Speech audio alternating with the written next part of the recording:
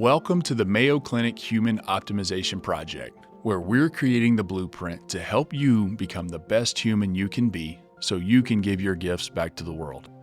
I'm your guide and fellow optimizer, Christopher Camp. If you don't first understand yourself, you'll never be able to understand and interact with the world around you. We've talked about the concept of emotional intelligence a lot on the Human Optimization Project, with the four main components being self-awareness, self-management, social awareness, and social management. Today, we're going to focus on all things related to self-awareness, and we have upcoming episodes dedicated to the other three components of emotional intelligence, so keep an eye out for those. For today, our title is Self-Awareness, the first step in improving your emotional intelligence. Our expert guest to help us cover this topic is Kimberly Collins. Kimberly is an executive coach, Enneagram consultant, author, musician, and small business owner. She holds a master's degree in music and is a professionally certified coach through the International Coaching Federation. She co-founded and managed a large orthodontic practice for over a decade, serving as CFO and overseeing HR, operations, and team development. She now works with leaders and teams around the country, teaching on topics like self-awareness, personality dynamics, communication, and burnout. She's the author of Enneagram in the Workplace, which is a fantastic book, and I would highly recommend it. She's also a frequent guest on various leadership and business podcasts. Well, Kimberly, thank you so much for joining us today. Really looking forward to having this discussion with you. Yes, me too. Thank you so much for having me. Awesome. So to get us organized, I like to break these up into three sections, and each one kind of has a theme or a big question. So I'll go through those now. So our first section, or our first big question is, what is self-awareness and how does it fit into the bigger picture of emotional intelligence? Second big question, why is true self-awareness rare? And what modern traps keep us from understanding ourselves? And then in the third section, we'll try to start talking about some solutions. What steps can one take to start improving their self-awareness in a meaningful way? Mm-hmm. Sound good to you? That sounds great. All right, let's dive in. So in our first section, we're going to talk about kind of what self-awareness is and how it relates to emotional intelligence. So let's just start with a simple definition. How do you personally define self-awareness? I think that's such a great place to start because self-awareness has been so co-opted by our popular lexicon to mean pretty much anything, depending on who's saying it and the context in which they're saying it. Mm-hmm. So when I'm working with clients, I like to define it as it's a conscious knowledge of our inner workings for the purpose of managing ourselves better and understanding ourselves better. And our inner workings can be anything from understanding our fears and our desires, our beliefs, our values. It can be understanding our emotions and our emotional triggers, as well as our body sensations and the information that is giving us, so that we can understand ourselves better and show up better in our lives as well. Mm-hmm. And I like that you use that as sort of a two-part definition. So it's understanding ourselves and our inner workings with a purpose. So expand on that second part where you talked about with the purpose. What is the purpose or intent of it? The purpose is so that you can show up better in your relationships. You can be more productive. You can make more conscious decisions. You're not going through life in an automatic way. So self-awareness is not the goal. It's not the end goal for any kind of self-awareness practice. It's the means for improving your life overall. Mm-hmm. One of our core values for the Human Optimization Project is intentionality. And I think that's exactly what you're talking about, is that these are things that don't just happen in a haphazard fashion, that you're very thoughtful and intentional about what you're doing and why you're doing it. Absolutely. So next, I'd like to talk about how it fits into the concept of emotional intelligence. So in our third episode, we had Marianne Jenny on, and she talked about the overview of emotional intelligence and having four main components, with the first being self-awareness, and then self-management, and then social awareness, and then social management as being the four. So obviously today we're focusing on that first one. But can you tell me why that's important and how it fits into the big picture of emotional intelligence? Absolutely. So self-awareness is that foundation and that cornerstone for the growth in all the other areas. And these aren't discrete sections that we master and then move on to the next section. They are influencing each other in real time. And the more that we are able to understand ourselves, the more we're able to manage ourselves. And the more we're able to understand ourselves, the more we can be aware of other people and their emotions and influence those as well. So self-awareness really is the starting point, and it has to be continuing to grow as we grow in our skills in other sections as well. So by starting point and foundation, I think it's a great place for people to start on this journey. But it's never really something that you leave. Like, you don't finish step 1 and then go to step 2 and finish these discreetly. Correct. Absolutely. We always can improve in our self-awareness. Like I said before, it's not a goal. We're never going to get to the end of self-awareness and check the box that we know ourselves and now we can put that to the side. Life gives us opportunities to continue to explore what is going on inside so that we can improve in other areas as well. Okay, so self-awareness, great place to start, but don't expect it to be something that ends. Correct. It's an ongoing journey. And then as we get better at it, then we'll layer on those other components of self-management, social awareness, social management. Absolutely. Is that fair to say? Absolutely. Okay. So now we talked a little bit about definitions. Can we talk a little bit more about sort of practical applications, and what does self-awareness look like in action in real life? Absolutely. So self-awareness can look very different depending on the person who is using it, because self-awareness does not mean being nice, and nor does it mean having a cookie-cutter personality. It's about being aware of how you are showing up based on what's happening on the inside. And so self-awareness in action needs to be described in more broad terms, like being able to respond over react, being able to make conscious choices about what is happening over some kind of habitual response. So that's the biggest, broadest way that we can see self-awareness in action. But that could be knowing what your emotional triggers are and being able to step back from it before you can create some kind of bad situation for yourself. It could be knowing what your limits are, both energy-wise or emotional-wise, and creating a life that plays to your strengths and mitigates your weaknesses as well. And it can be also adding more meaning and joy to your life. Sometimes I feel like we live our lives in grayscale. We're just doing things out of obligation or expectation, and we lose sight on what brings us joy and what's creativity and connection for us. And so self-awareness in action can also be creating more complexity and depth in our lives. So it's a little bit more than just understanding what you're doing. It's also a little bit of understanding why you're doing what you're doing and what you want to be doing differently. Absolutely. Is that fair to say? Absolutely. What is driving the bus, and how can we drive it better? I love it. And a lot of these are things that you're already doing automatically. So it's not like you're necessarily changing your action here. You're just being more conscious of the why behind your behaviors and your actions. Absolutely. So what are some of the benefits of being self-aware? I think some of them are self-explanatory and folks kind of know, or at least maybe have a feel for it, but I think it's helpful to put words on it. So maybe in your mind, what are some of the obvious benefits and some of the not so obvious benefits? Absolutely. So some of the obvious benefits, but also things that you can't necessarily measure, things like deeper relationships, because if you're coming to the relationship with a better understanding of who you are and what you're bringing to the table, you can improve that and you can have deeper, more meaningful connections. Other benefits would be, like I said, creating a more complex, meaningful life, bringing more things in that bring you joy. It could be better decision making. This is an important one, especially for leaders who are having to make so many decisions. If we can make these conscious decisions instead of habitual or automatic decisions, that can really improve in our leadership. It could be better communication as well. There's also some measurable benefits as well. The authors of Emotional Intelligence 2.0, Travis Bradbury and Gene Greaves, actually have measured emotional intelligence and have put a dollar amount on improving our emotional intelligence score, that each point we can improve it. There's actually an assigned dollar amount depending on the industry. So if you need that kind of motivation as well, that there is better leadership opportunities, better growth within organizations, as well as better income potential. So it really it hits on a lot of the different domains we talk about here on the Human Optimization Project, including financial. Yeah, we don't talk about a lot, but that's a huge one too. And maybe not, finance I think is important for all of us. It's critical. Maybe that's not the end all be all, but usually that is because of and related to improved interpersonal skills, increased leadership. You're a better thinker. You're getting more things done.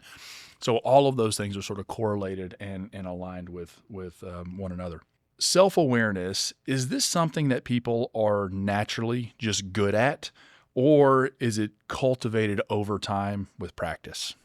I think it's a both and. I think sometimes we can be naturally inclined to certain areas of self awareness. Maybe we're someone who's really in touch with our physical limits. We know when we are drained energetically or what really lights us up. Or maybe we're aware of our values. That's been something we've focused on it from a young age, or maybe we're really good at knowing our goals or what our emotions are. But self awareness is such a broad term and it encompasses so much that leaning on our natural proclivities to be where we get our information would stunt our growth so much. So, really, self awareness is about becoming aware of all aspects of ourselves. And there is an infinite amount of information out there for us to dive into. So, unfortunately, I think that this is something that, well, fortunately, unfortunately, we can improve on this greatly, but it will take intention and practice. And I'd like to tie that back to one of the earlier points you made about this really being a journey and not just a Yes. destination. You don't finish it. So it would be easy to say, oh, well, you were just born with more self-awareness Absolutely. than I am. And that may be true, but it doesn't mean that I still shouldn't try, right? Like I'm living my life and my journey, not your life and your journey. So regardless of where we are. So if I'm the person who's born with a little bit less self-awareness, that's all the more reason for me to work on it. And same for you. If you're the person who's born with more self-awareness, you still haven't crossed the finish line because there is no finish line. You should still be working on it as well. So Absolutely. regardless of our starting point, we all have room to improve and reason to improve. Absolutely. Okay. Absolutely. Now, when we talk about self-awareness and the term self, we have to be careful in managing our ego as well. So I wonder, is there some danger in spending too much time focusing on ourself and then we become too internally focused and we start feeding our own ego and not thinking about the people around us? Right. And this is a great topic to bring up whenever we're doing a deep dive into ourselves, because our ego is going to be there to play games. And the ego, how I'm using it, is our sense of self-esteem as well as our sense of self-importance. And its main job is there to protect us from the pain of having to change, protecting our sense of identity. And it is going to play games with us to help us not have to change. And so it's going to employ strategies to distract us from our self-awareness journey, such as defensiveness or denial. Maybe it's going to rationalize things, or maybe it's going to compare and compete with other people. And so it's there to distract us from the pain of having to discover what's going on the inside. And so there can be a danger of overlooking at ourselves. But if we know what the ego is doing and it's there to protect us, we can have a little bit more of a compassionate look at its strategies and just notice it for what it is doing and continue on in the journey. You use the term compare and compete, which I really like. I think that is at the foundation of ego is a sense of comparison and where do I stand compared to others? I Absolutely. am better than somebody else, or I'm worse than somebody else. So ego by its very nature is competitive. And I think that to tie that back to, the point we've already made a couple times, we're all at a different spot in our self-awareness journey, different starting point and a different trajectory on our growth. But we have to live our own journey here and should not try to compare or compete with others. I think when we do, that's when the focus on the self becomes unhealthy. When you start to do this to say, because I'm doing this, I am better than you. That's when the unhealthy portion of the ego can come in. And we do a lot better just eliminating that and just say, hey, I don't know where you, and in reality, none of us really know where another person is. I don't know where you're at, but I know I'm trying to get better. I hope you are too. I'll encourage you in your journey. You do the same for me, and we won't compete. We'll work together and try to win at this thing. Absolutely. So speaking of others, one of the areas that I think this comes up in a lot is in conflict resolution. I think that anytime you have two people gathered, there's a good chance for conflict to arise. So how can self-awareness help us sort through those conflicts, whether they be big or small? Absolutely. And I really think this is where self-awareness starts to give us really big gains, is that self-awareness is going to allow us to keep these elements separate. So it keeps me from conflating myself, the problem, and you. If I'm aware of what is going on internally, I'm going to be able to see the situation more clearly. It also helps us with our conflict resolution planning. If we're blessed with time ahead of time to come into a conflict resolution and do a little planning ahead of time, maybe we're able to see what our emotional triggers are around the solution. Maybe we're able to plan what our goal is for the conflict resolution and compare that to our values. Maybe we're able to understand what could happen in it and make some planning around how we're going to de-escalate when things get high. If you're not blessed with time ahead of time, knowing what your emotional triggers are, as well as what your tells are that you are becoming activated, will help you step back from the situation before you say or do something you regret. That's excellent. And we're going to have future sessions about conflict and navigating that.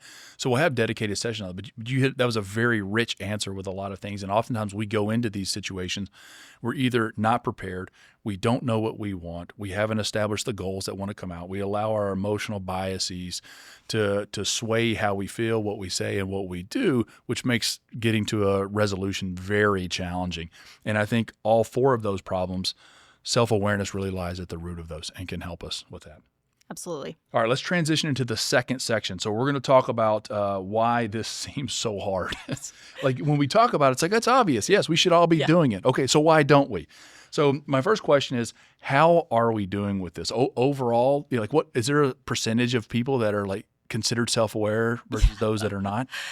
So self-awareness is more difficult to find some direct data about how self-aware we are. But emotional intelligence in general, there is some data out there. And again, I'm going to quote the authors from Emotional Intelligence 2.0, but they found that 36% of people worldwide are considered highly emotional intelligence. 36%. Oh. 36%. Oh. With the rest of us getting about a C average. We're get 75 out of 100 on their emotional intelligence assessment. So we've got some room for growth, but we've also got company in being average emotional intelligence as well. Woof. Yeah, right. That's tough. That's tough. Okay. So I will say that's a little disheartening and a little deflating. But I would say to the audience, so even though that sounds incredibly negative, good news is if you're struggling with this, you're not alone. Yeah, right. That means everybody else is. The other thing I would say too, though, is that if there are these concepts out there that are universally challenging for people, if you can make some small marginal improvements in that, it'll be huge leaps forward for you. So don't let that dishearten you too much. Know that you're not alone, and small progress is going to go a long way since we're all doing so poorly in this. Right. And the world needs it too. Yeah, absolutely. So now's as good a time as ever. So right. Why are we so bad at this? And that's a great question. And I think it comes down to it's hard to be aware of what you're not aware of. A lot of the things that we do are sitting in our blind spots, and it's difficult to know what we're good at and what we're bad at. And so I think that's one of them is we don't even know where to look when we're starting a self-awareness journey. I think it's also difficult to put this in high priority in these very busy lives that we have. We have a million things to do. We get from breakfast to dinner without maybe even knowing how we're doing it. We're so on automatic that to add some kind of self-awareness just feels like one more thing to do. And like I said, the importance of it as well, not knowing the real benefits that it can give our lives, even in small improvements. Like you said, big gains with small movements. We're unaware of those benefits. And so we push it off to the side, waiting for more time that maybe when the kids get out of the house or we retire, maybe we'll start journeying down this road. Okay, so we said, a lot of people may not be aware of the benefits. Mm-hmm. We just talked about those in the first section, so that's no longer an excuse for our audience. Yeah.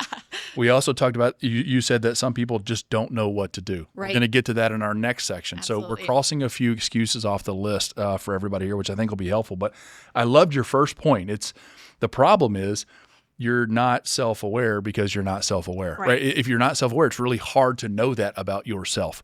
So I actually think in these situations, it's probably best just to assume you're not as self-aware as you could be. Right. So just take that as a baseline fact, right? Baseline. You layer that on with the fact that we said this is a journey and you want to go, forever. It's an infinite game. Let's just have the baseline that we all could be better at this and we all should be improving. So then Absolutely. that eliminates that problem as well. So we'll slowly keep checking these boxes to eliminate these problems for itself. One of the things that I think is a real hurdle for many of us are emotional triggers. And you mentioned that earlier in the first section. So what are emotional triggers and how do those impact our self-awareness? Absolutely. And emotional triggers in particular are such a hotbed of fantastic information about yourself. So if you're looking again for small improvements with big gains, emotional triggers have a lot of information for us.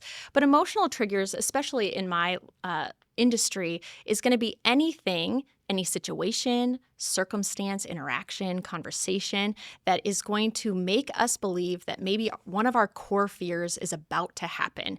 And we're going to react in an emotionally reactive way that is aimed at protecting us from this core fear from happening. So we'll see lots of fight, flight, freeze, fawn responses to just a simple interaction. And it's because we believe that one of these core fears is going to happen. And this can look very different for depending on the person. It could be a text message that was not answered or not being invited on the girls' trip.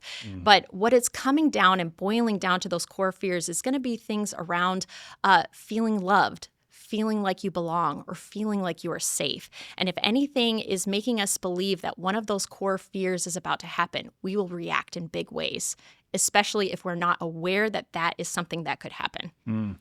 I think that's excellent. And I think it was a good point that we all have these different triggers because we all have different core fears. And then there are different things that set those off. So that's going to be an individual answer for everybody. Right. But I think if people spend a little bit of time thinking about it, and if you're in a position to ask a close friend or a loved one, they can probably tell you what yours are. They know what buttons to push. Your kids could probably tell you. Kids could sure. really do it. They're Yes. very good at pushing those buttons. Yes. All right. And then in addition to triggers that I think can hold us back, sometimes I think our own cognitive biases can do that as well. So are there some common cognitive biases that we're subject to that keep us from being self-aware? Absolutely. There's lots of them out there. A couple of my favorites, one of them is the fundamental attribution error, which I always like to describe to my clients as we judge ourselves by our intentions, but we judge other people by their actions and usually apply that to a fundamental personality flaw. So, for example, I cut someone off in traffic. That's not according to my values, but I'm going to give myself a free pass because I was getting my cat to the emergency vet. Right. Somebody else cuts me off in traffic. They're just a rude person who's doing a rude thing. So again, it's that our ego trying to get us off the hook. We're competing and comparing. I'm not that bad because I had a reason to do that. I like describing the fundamental attribution error as if you mess up, it's your fault.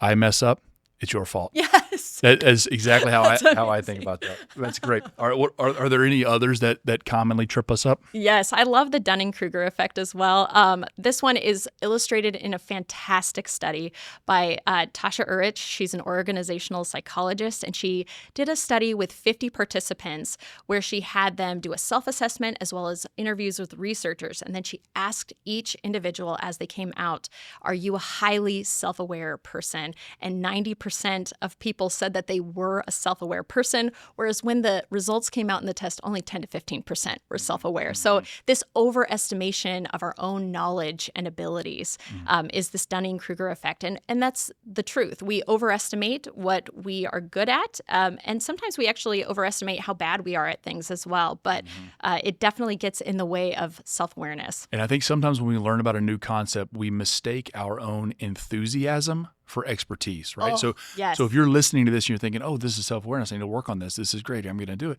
After listening to this podcast, you will have some tools to start improving. Hopefully you'll have some enthusiasm to do it, but it doesn't yet mean you have expertise to do it. And that's something that takes a lifetime. But don't discard that enthusiasm. Use it. Just use it in the right way. So say, hey, I'm enthusiastic to begin my journey, to start this process of becoming better at it as well. Absolutely. Good. And I would say, too, that a lot of times our enthusiasm means trying to improve other people instead of improving ourselves. Right. Absolutely.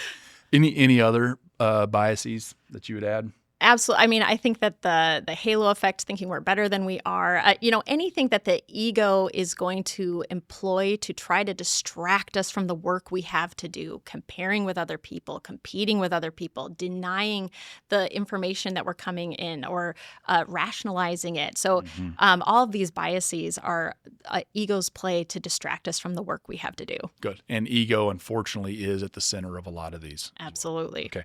Earlier, you mentioned, one of the reasons we struggle with this is just that it takes time. And I Yeah. think time scarcity is a massive problem for all of us. If we had 36 hours in the day, we all think we could conquer the world. Oh, How does time scarcity specifically impact our self-awareness? absolutely. And like I was saying before, I think we all feel like there's not any possible thing that we could add to our day, that we are rushing from the moment we wake up to the moment we go to bed. And sometimes I think, too, we assume we need lots of time to use self-awareness practices when really we need the intention to add this to our day. That changes how we see our interactions. If you add the intention, I want to be self-aware in this conversation with another person, you're going to get information from continuing on with your day, but just being more mindful of how you are feeling in the present moment.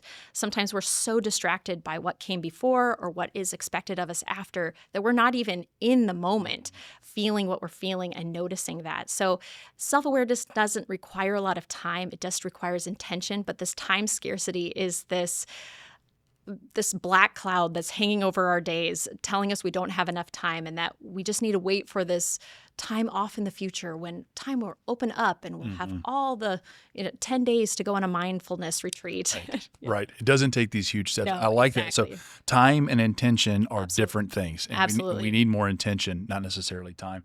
And I think for those that feel like they are struggling on the time front, ask yourself the question, how much time am I wasting by not being self-aware? Because so many of the activities that we do, these routines and rumination patterns that we get in with our unhelpful thinking, a lot of that is due to a lack of self-awareness too. So if we're able to become more self-aware, we might start freeing up a little bit of time in our lives as well. So I think that the investment may be worth it. Absolutely. Good. So what would you say to someone who's hesitant to work on their self-awareness because they're afraid that it might make them look weak or soft? And this is one of the reasons why I always like to bring up that financial kickback from having high emotional intelligence. But really anymore, our cognitive intelligence gets us in the door and our emotional intelligence is our ceiling. In many corporate, especially corporate jobs, your ability to grow within that organization is dependent on these soft skills, your communication, your collaboration skills, your conflict skills. These are what is going to help you be able to grow in that organization how you want to. So it's not just about being nice or, again, having that cookie cutter personality. It's about being able to show up with your adult self at the table, not in a reactive state. And that will be what helps you grow in most organizations. Excellent. All right, let's transition to the third section here. You're going to give us the plan on how we can become pros at this, okay? Right. All right. So our third section is what steps can one take to start improving their self-awareness in a meaningful way. So my first question in this section is, how do we know if we need to get better at this? And we've kind of talked about this already, but what are your thoughts on that? I would say if you're wanting to start a self-awareness journey, I think an area that you can look at would be areas that things aren't going well. So again, those areas of emotional reactivity, either it's conflict or it's being very triggered, especially frequently, looking at areas where you're feeling detached and numb or other types of burnout symptoms, areas where you feel like you're just not living your best life. Things, again, are in grayscale and you feel like you're just moving automatically from breakfast to dinner. And so these are just areas that you could look. And the punchline is that we all have areas, if we look at our lives, that things are happening and they're not optimal, or they might not be as connected or meaningful as we would want them to be. And these would be areas that would be my first dive in. We all sort of have that sensation at times where we feel like we're just spinning our wheels Absolutely. and working hard and doing a lot, but sort of staying in the same place. Absolutely. And I think if that's you, which it is, it's all of us, that this might be a sign that this is something to work on. Because oftentimes that comes from not understanding who you are, what you value, what you want, what you're going to prioritize, and intentionally how you're going to spend your time and effort and energy and intention. Absolutely. Okay. So if we know we can get better at it, and we want to get better at it, and now we've realized that we need to get better at it, the question is, how do we get better at it? So do you have, and this is challenging, I think, for this. I know there's not a step 1, 2, 3, 4 kind of plan for this, but do you have sort of a general roadmap or framework that people can go through? So where do you start and kind of what are the next steps for this self-awareness journey? Absolutely. And I think it needs to be tailor-made to the person who I am working with, because we all have stressors and expectations in our lives. And the idea of adding something to our life can add a lot of anxiety and a lot of resistance then as well. And so whenever I'm working with a client, I always like to say, this self-awareness journey is about creating a pocket of time so that you are becoming present to yourself and you're able to become aware of your inner workings so you can understand it better and manage it better. That can look very different depending on the person. And then when we're using a practice, either by looking at areas that are not going well, so emotionally reactive areas, maybe we're doing a joy inventory, finding things that they can add to their lives that add more meaning and connection. Maybe we're using a personality framework to help illuminate blind spots for them. Or we're just doing a simple observation practice of pausing a few times a day to notice ourselves. The idea is that we start very, very small and we try to be consistent with that small action. And we also try to be very gentle with ourselves as well. A lot of times when we're starting a self-awareness journey, we can push too much to the side of self-judgment and criticism. And the research is out. Dr. Kristin Neff, who's a self-compassion researcher, and her colleagues have shown we change better when we are kind to ourselves. And this doesn't mean letting ourselves off the hook. It means recognizing our humanity, that this is hard. It feels hard because it is hard. And being kind to ourselves as we're going through this practice. So start small, be consistent, and be very gentle with yourself. I like that. And when you talked about getting started, we are busy. We have a lot going on. You're not necessarily talking about adding in something new to your life. You're sort of talking about just understanding the things you're already doing. Absolutely. Is that fair to say? Absolutely. So taking intentionality into your everyday life and using it as an opportunity of understanding what's going on the inside when you're still going about your day. So it could be as simple as setting a timer, a couple of times a day and taking 2 minutes and noticing what is happening at this moment. What am I feeling and what do I need? And that can be enough to give you a lot of information. I'm really stressed out right now and I could use a break, and then taking that break if you need to. So it doesn't have to be big. It just has to be consistent with a lot of good intentionality to it. And this is something you can work into your everyday life, right? Absolutely. You don't necessarily have to leave everybody, close the doors, turn the lights off, go to a quiet spot for 15 minutes. You could say, all right, while I'm driving in the morning, or I'm on the bus commuting or riding my bike or on the treadmill, whatever, just reflect a little bit on what you did today and what went well, what didn't go well, and why you said this and why you didn't say that, and those types of things. So I like that concept of adding intention, not necessarily time. Right. That's a huge takeaway for me. Can we talk a little bit about the appropriate mindset a person needs to be in to do this? So you mentioned we're going to start by just sort of reflecting on the things that you're already doing. And then sort of the next point you made was you have to be kind to yourself and be forgiving and know, which should be easy if you know this is an infinite game and a lifelong process. Right. So be much kinder to yourself, take a long-term approach. Let's talk a little bit about the mindset that you have to be in here. And I think this gets in a little bit of the concept of the fixed mindset versus growth mindset. And how does that play into this? Absolutely. So the idea is that we need to be open to the changes that we're going to come across. And that will require us, again, to have that self-compassion approach for ourselves. We're not going to be able or willing to grow if we feel like we're going to meet judgment every time we uncover a new bit of information. And so taking that growth mindset, that's going to be about giving ourselves the kindness and the space to do that. We've talked on here before about being an emotional scientist and taking how you feel and your emotions as a piece of data. Yes. Without judgment. Like a scientist, you look at hopefully a scientist will look at all the facts, do the experiments, put it all together, and then make a conclusion based on the facts objectively and without emotional bias. And I think that we should do the same thing. It's really hard because most of these topics are emotionally loaded, but we really need to be a scientist rather than a judge. Yes. So just say, this is information. I'm going to use this in the process to improve. I'm not going to necessarily condemn myself or others. Absolutely. Or don't want to overly inflate, myself or others, and then the ego part sort of takes control. Right, exactly. We also talk a lot on the Human Optimization Project about understanding your own values. And I think that's a key component to self-awareness and knowing yourself. So can you talk a little bit about how a person's values tie into this? And here we define values as the things that you find meaningful and important to you in life. So, and ultimately, I find most people have a general sense for what their values are, but aren't really able to articulate them. How does that hurt us in our self-awareness journey? Absolutely. And values are such a rich source of information about ourselves, and they do require a little bit of specific diving into. There's some great values inventories out there. One is Brene Brown has one on her website where she has a whole list of values and has you go through a process of narrowing down to three to five that really describe what you want in your life and what you are striving for.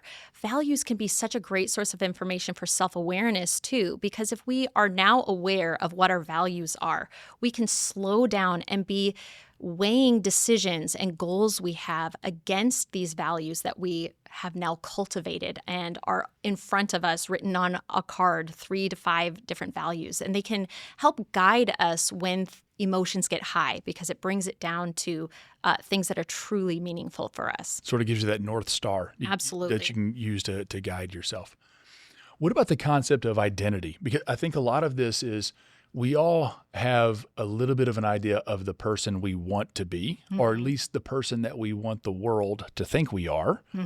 And so much of our actions and our words and our thoughts go into trying to build this identity that may or may not be consistent with who we really are. I wonder or worry that sometimes our desire to continue to carry that identity forward may cause us to be less self-aware, or at least deny the parts of ourselves that aren't consistent with that identity. Maybe that's helpful sometimes, but probably harmful in a lot of scenarios. So how does that factor into self-awareness? Absolutely. And identity is such a fascinating topic. And we all have in our back pocket a number of roles that we would identify as me. And the more closed off and fixed those roles are, the more inflexible and rigid our identities become. And as a result, more weak our identities become and more subject to burnout and attack and breaking under the pressure of day-to-day life.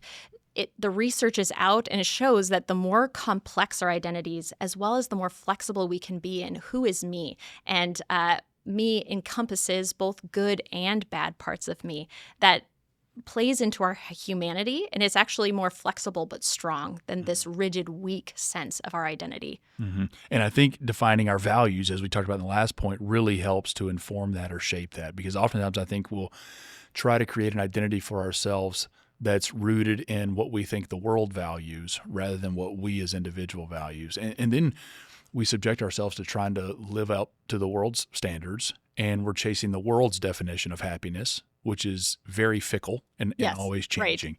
Right. And so it ultimately sets us up to be pretty disappointed and unsatisfied. Absolutely. We're kind of sponging in the expectations from the outside world and trying to use that as a way to make us happy or more fulfilled, when really this is outside information that has nothing to do with who we really are. So this topic is obviously focused on the self, being self-awareness, but I want to know, is there a role for other people to help you? So is there value in having some form of accountability with friends, family, coworkers, professional coaches, consultants like yourselves. So how do we bring other people along in our self-awareness journey, and how can we participate in theirs? Absolutely. So, anytime somebody has maybe a history of mental health issues or trauma in the past, of course, a professional should be in that conversation, a licensed therapist to help with that. Bringing other people alongside, especially friends and family, these need to be trusted individuals, but they also can shed a light on areas that maybe you weren't aware of. Like we talked about earlier, sometimes it's hard to be aware of what you're not aware of. It's that catch-22. So bringing in friends and family, trusted others who are going to speak truth into your life with kindness would be how I would put that boundary around that. Of course, we'll have lots of people who would tell us what's wrong with us, but it might Whether we want to hear it or not. Yeah, right. It might not go that well. And then coaches as well can come alongside and be a neutral third party who can walk alongside individuals, who can point out areas of blind spots, but are also not emotionally invested in your outcome. That's the only caveat I would say to friends and family is, to some degree, they are emotionally invested in you either improving or seeing their view of you. So being aware of their bias will help you be able to take in that information without taking it too personally. So ideally, you would love somebody, your accountability partner in this, to be somebody who knows you and understands you, who wants to see you succeed, but is not necessarily emotionally invested in the outcome. Absolutely. Which is challenging. That's very challenging. So you need somebody with relatively high emotional intelligence to help you with this. So that's what we all need to be working on this. So we'll find those 36%. Yeah. Excellent. Okay. Well, this has been an excellent discussion. I've learned a lot, and I appreciate it. I sort of filled my page up with notes here. So I'm going to take a minute kind of as we start to wrap up to summarize everything that we've talked about. So I loved your definition of self-awareness in the beginning, and that it's this ability of knowing your inner workings, but also with purpose and intentionality. So it's not just being aware, but it's also being aware with a purpose and with intention. And we talked about self-awareness as a foundational concept of emotional intelligence, which we've hit on several times. We talked about how self-awareness can influence the ego, good and bad, and that ego by its very nature is sort of competitive. That's not the goal of self-awareness, and that it's not to do this so that you can then laud yourself above other people. Unfortunately, you told us that only 36% of us are highly emotionally intelligent, but I think that's motivation for us to all get better. We know that we're not in this alone. Some of the challenges that we commonly have is that we're not aware of what we're not aware of, which is sort of by definition somebody who's not self-aware. It can be challenged to make this a priority. Time scarcity is always an issue. We don't know what to do. We don't know what the next steps are, and we're not always aware of the benefits. And I think we've checked most of those boxes off for people in this discussion today. We also talked about emotional triggers and cognitive biases to be aware of, all of which I think were really good. Your line about time and intention not being the same thing, I think is fantastic. So this is something that doesn't necessarily require more time. It just requires more intention. And then you gave us some tips on how to figure out if we're doing well at this. So ask, what's not going well in your life? Do you feel detached and numb? Are you not living your best life? Do you have periods where you feel like you're spinning your wheels? If so, check into your self-awareness. And then lastly, you gave us a wonderful plan in the third section. I'm going to just summarize it real quick, or at least my notes. So first, you don't have to add something new to your life. You can start with the things you're already doing. Just give more attention, not necessarily more time. You want to observe. You want to start small. You want to be very kind to yourself and not overly critique yourself. We're taking a long-term approach. You need to be open to changes. Do not judge your emotions, but be an emotional scientist. Use them as data. Tie it to your values. Think through your identity, and then get appropriate accountability as you outlined for us in that third section. So you've answered the three big questions for us masterfully over the last 40 minutes, but I'm going to give you a chance to kind of give the discrete kind of rapid fire answers here. So our first one was, what is self-awareness and how does it fit into the bigger picture of emotional intelligence? So self-awareness is the conscious knowledge of our inner workings for the purpose of being able to understand ourselves better and manage ourselves better. And it's the cornerstone for emotional intelligence in general. It is the starting part for our journey and something we're always going to be circling back to. It's not a goal, it's a process. Love it. Our second big question, why is true self-awareness so rare, and what modern traps keep us from understanding ourselves? Right. So it's difficult to know and be aware of what we're not aware of. We're in a catch-22 when it comes to self-awareness. So that will keep us from going on this journey. It's also difficult to prioritize when we have so many other strains on our time and our attention. And it's hard to know how to prioritize this against other things that are coming in. And of course, our ego is going to come in and play all the tricks that it can to distract us from the pain of change. So we'll have to be combating that, or at least compassionately coming alongside it as we go through that journey. And what steps can one take to start improving their self-awareness in a meaningful way? Absolutely. So it's all about bringing intention and presence to our day so that we can be more self-aware of how we are moving about. If you're going to bring a self-awareness practice, always start small. Be consistent with that practice and be really gentle with yourself. And if you're finding that you're struggling at all, or you need an extra pair of eyes on your blind spots, bring in the appropriate accountability who will support you in that journey. Very well said.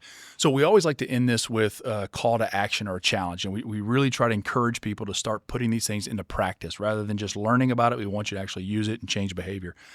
So our challenge for today, you set this up very nicely for us in the third section. So go back and review that third section and listen to all of the different steps that Kimberly laid out for us. But we're going to start with the first one. So next time you are either in your car, on your bike, or on the bus, going to school, work, or wherever, just take a couple of minutes and, turn the earphones off or the radio off and just reflect on your day, either the day before or that day, and ask yourself, why did I say what I say? Why did I do what I did? And why did I feel how I felt? And just ask yourself those questions and reflect. And then the second part of that is, whatever the answer is to that, when you figure it out, do not judge yourself for that. Just use that as data. So that's the challenge. Super small step. You can do it in 2 minutes and make it a part of something you're already doing as a part of your regular commute.